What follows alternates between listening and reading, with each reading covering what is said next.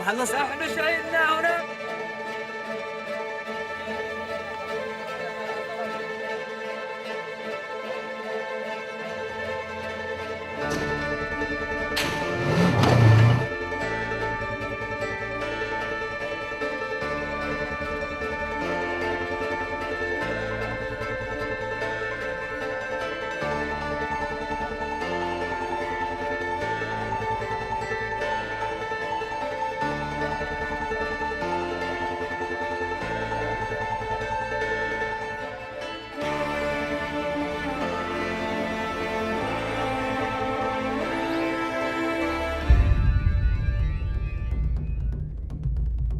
waa laf dhabarka bulsho kasta haddii marka ay meel khaldan ka aadaan dhalinyaradu ama awoodooda ay meel xun gasho dhib weyn baa ayaga soo gaarahaya ummadda kalena soo gaarahaya marka in dhalinyarada la wacyigeliyo laga wacyigeliyo afkaaraha khaldan oo ayaga laftooda noloshooda baabi'in kara waxa waaye markay cunugaygi bireeyeen hooyaday ku hor bireeyeen aniga anoo socdo aan imiday cunugiyo kala go-an meesha uu imiday baa iska qiirooday laakiin waxaa haddana ku xisaabtamay in maaragta waqtigiisu galay waxaa haddana la dilay laba wiil oo aniga ila dhalatay oo hooyaday aabbahay dhaleen ayaa la dilay anigoo dayaaya ayaa horteyda lagu dilay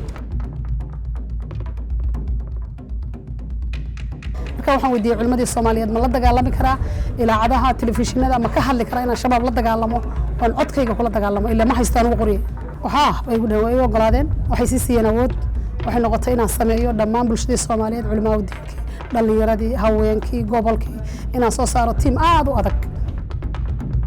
When the person is in that stage as a teenager, he's looking for identity, he's looking for power, he's looking for social acceptance. Plus what happens is that radical groups are just spreading their way out, are having strategies of recruiting youth.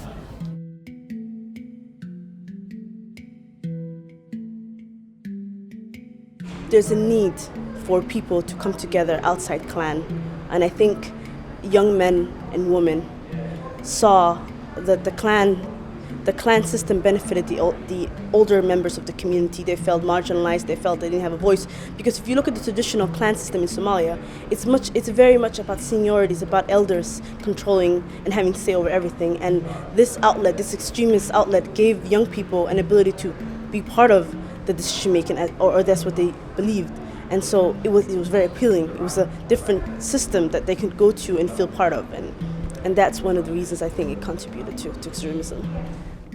waxaa saldhigoo horta waxaan dawla la'aanta marka dhalinyaradii dhinac marka laga eego waxaa weeye waxaa jirta baahi marka dhinac laga eego haddana waxaa jira jahli iskooladii male jaamacad male dugsi hoose male ku dhax tacliin oo dhan ma jirto way dhibaataysan yihiin oo way baahan yihiin waa loo iman wax yaroo lacagaa la siin mobile baa loo gaday waxaa la leeyahay inakeen annagaa wax walba ku hayna marka yacni miskax faaruq ah ayaa marka wixii ay doonaan bay ku shubayaan ilmihii waa jaahil yani annaga qofkan oo xag jirka ah hadduu Soomaali joogo iyo hadduu Ciraaq joogo Daesh ISIS ama uu joogo madashan ishaag Suuriya jabhatu nusra annaga kulli waa noogu isugu mid alqaacida kulli way khaldan yihiin mar hadday khaldan yihiin in la aadana waa khalad. People come for guidance when it comes to religion. Maybe they were scared, maybe they didn't see anybody that come forward and say something against Al-Shabaab. This is your opportunity.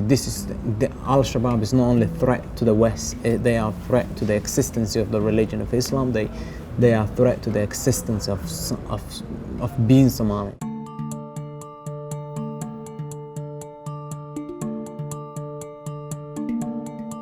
Let us stand up together and talk.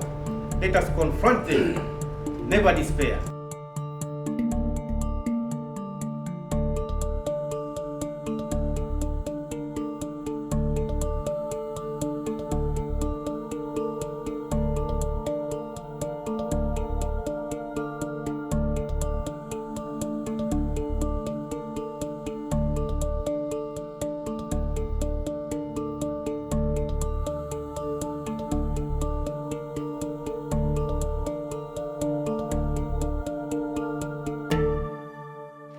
conference here was tackling the tribalism and the extremism. They were looking for solution. When I came here, I find the solution. You are the solution. You are the future of Somalia. It was amazing to see these well-known, high-profile sheikhs come out and say exactly what we need them to say, which is that we have to come together. We have to do better for youth. There's a gap, obviously, we can't deny that. There's a gap between the ulamas and the young people, both in the country and abroad. And they said that they were willing to sit down with the young people, hear their thoughts, and learn from them too, because they feel the young people also have a place and a voice in the Islamic traditional community, as well as the, as the mainstream community as well. The tactics or the methods that Al-Shabaab and others use to recruit young people is they misquote the religion of Islam. But now we have a sheikh who knows the Quran and the Hadith and the entire religion inside out, for them to come out and say, no, you're wrong. So I hope this will be the opportunity to counter the arguments of Al-Shabaab and others.